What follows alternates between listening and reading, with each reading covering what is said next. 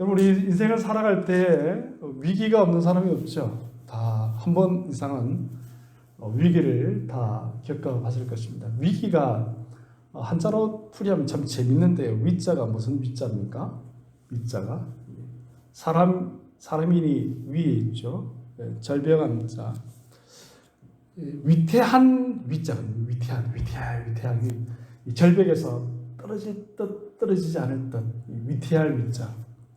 기자는 무슨 기자입니까? 털기자죠. 털기자. 기계할 때, 기계 털할 때 기. 이게 어떤 뜻이냐면은 기회할 때 같이 쓰입니다. 같은 기자죠. 털기자에 모을자. 기회, 위기와 이 위기는요 바로 위험과 기회를 아우르는 거예요. 함께 가는 것이 그것이 바로 무엇입니까? 위기죠. 위기. 오늘 본문의 말씀을 보면요 다윗의 위기 이야기입니다. 위기. 절체절명의 위기 상태. 10황무지에서 어떻게 사울 왕이 알았는지 오늘 본문에 나오죠. 10황무지에 거하는 사람들이 사울왕에게 밀고 하죠. 사울왕이시여, 사실은요 당신이 잡고자 하는 사람이 누군지 제가 알고 있습니다. 누군지 알아? 예, 다윗이죠. 다윗이요 사실은 여차여차해가지고 우리하고 같이 있습니다. 밀고 하죠. 고자질하죠. 그 바람에 다윗이 지금 아주 위험한 위기 상황에 내몰리고 있다는 것입니다. 사랑하는 성도 여러분, 우리가 위기를 당하지 않으면 좋죠. 그죠? 만사 불여턴턴이라. 모든 일들을 우리가 미리 대비해서 모든 일들에 튼튼하게 잘 대비하면은 위기가 올 일이 없습니다. 그죠? 그런데 인생이 그렇지 않다는 거예요. 우리가 아무리 튼튼하게 잘 방비하고 아무리 많은 돈을 들이고 아무리 많은 인맥을 쌓고 아무리 많은 경력과 지식과 학위를 가지고 든든하게 준비를 하고 있다 할지라도 우리에게 이 위기는 온다는 것이죠. 왜? 오늘 다윗의 이 내용을 통해서 왜 위기가 올 수밖에 없는지, 위기를 통해서 하나님이 우리에게 무엇을 말씀하시는지, 그리고 위기를 통해서 우리에게 어떠한 유익이 있는지, 유익함이 있는지 오늘 본문은 우리에게 그것을 보여주기 때문에 사무엘상 23장은 우리에게 당연히 확실하게 자신있게 위기에 대해서 얘기하고 있는 것을 보게 됩니다. 사랑하는 성도 여러분, 인생의 위기가 닥쳐올 때에 다윗과 같이 절대절명의 위기에 있을 때에 우리가 기대할 수 있는 것이 무엇입니까? 성경은 우리에게 그렇게 말합니다. 위기의 상황에 위로하시는 하나님을 기대하라는 거예요. 오늘 본문의 말씀을 보니까 위로하신다는 거예요. 위로해 주신다는 것이죠. 오늘 15절부터 18절까지 말씀 보니까요 다윗이 지금 어디에 있습니까? 10광야에 10황무지에 있어요. 이 10이라는 단어를 제가 주석을 찾아보니까요 어떤 뜻이냐면 뜨끈뜨끈한 그릇입니다. 너무 더워가지고 다 모든 것을 녹일만 하다 이런 뜻입니다. 그러니까 10황무지가 얼마나 더웠는지 알겠죠. 엄청 무더웠을 거예요. 지금 다윗은요 거기에 숨어 있는 거예요. 사울왕을 피해서. 그러한 위기 상황입니다. 그런데 이 위기 상황에서 누가 나타나죠? 다윗이 10황무지에 숨어 있더이다라는 소식을 듣고 그의 절친이었던 요나단이 다윗에게 나옵니다. 16절 말씀 보니까 이렇게 기록하고 있죠. 16절. 사울의 아들 요나단이 일어나 숲풀에 들어가서 다윗에게 이르러 그에게 하나님의 힘있게 의지하게 하였는데, 다윗이 지금 절체절명의 위기에 놓여 있는데요. 그의 원수의 아들인 요나단, 물론 자기는 절친이죠. 베퍼였습니다. 베퍼인 요나단이 그 10황무지까지 와가지고 다윗에게 어떻게 합니까? 하나님을 힘있게 의지하게 만들었다는 거예요. 그러니까 다윗의 입장에서는요, 지금 위기의 상황에 놓여 있는데 요나단이 딱 와가지고 뭐라고 딱 말을 하니까 다윗이 힘이 불끈 나가지고 야 맞아.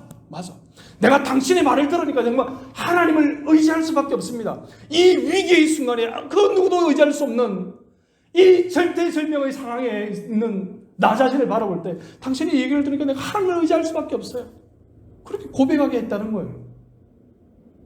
무슨 얘기를 했길래 다윗 대체 요나단이 다윗에게 어떤 얘기를 했길래 다윗이 하나님을 더욱더 의지하게 만들었다는 것입니까? 17절에 그 답이 있죠. 뭐라고 기록하고 있습니까? 곧 요나단이 그에게 이르기를 두려워하지 말라. 와, 여러분, 두려워하지 말라는 거예요. 왜 두려워하지 말라고 말합니까? 잘 알죠? 다윗이 지금 두려워하고 있으니까요. 두려워하지 말라는 거예요. 또 볼까요? 사울의 손이 내게 미치지 못할 것이다. 사울의 근황을 누가 제일 잘 알고 있습니까? 그의 아들 요나단이죠. 자기 아버지 근황을 지금 제일 잘 알고 있는 요나단이 그의 아들 친구 베프에게 와가지고 아버지 사울 왕의 손이 당신에게 미치지 못할 거니까 두려워하지 말라는 거예요. 걱정하지 말라는 거예요. 다윗의 마음이 어떻겠습니까? 또 다윗 네가 무엇이 될 것이다? 왕이 될 거다. 다시 한 번 더 사무엘이 다윗에게 기름 부었던 그 사실을 상기시켜 주는 거예요. 하나님을 의지 안 할래요? 의지하지 않을 수가 없죠. 설상가상으로 뭐라고 말합니까? 게다가 요나단은 다윗에게 네가 왕이 되고 왕자인 나는 너의 신하가 될 것이다 라고 말합니다. 매주 수요일은 비행기 전투기 훈련이 있나 봐요. 그죠? 결정적인 순간에 이쪽으로 와가지고 나는 왕자인 나는 신하가 될 것이고 지금 도망자의 신세에 있는 너 다윗 왕이 될 거야 이렇게 말하는 거예요. 그러면서 뭐라고 말합니까? 하나님과 다시 한 번 더 언약, 요나단과 다윗이 다시 한 번 더 언약을 확인하였다 이렇게 말합니다. 사랑하는 성도 여러분, 위기의 때 우리가 기대할 수 있는 것이 무엇입니까? 무엇을 기대하는 것입니까? 하나님의 위로하심을 우리가 경험할 수 있어야 된다는 거예요. 진짜 그리스도인이라면 세상 사람들과 같이 그냥 술 한잔 마시고 위기를 노변하는 것이 아니고 그냥 내가 모든 것을 기복하면서 포기함으로 해서 위기를 넘어가는 것이 아니고 내가 세상 사람들 뒷주머니에 돈을 좀 찔러줘가지고 위기에 모면하는 것이 아니라는 거예요. 진짜 그리스도인은 위기가 왔을 때 하나님의 음성을 들어야 된다는 거예요. 하나님의 음성을 들을 때 진짜 위기를 모면할 수 있는 거예요. 위기를 해결할 수 있는 것이죠.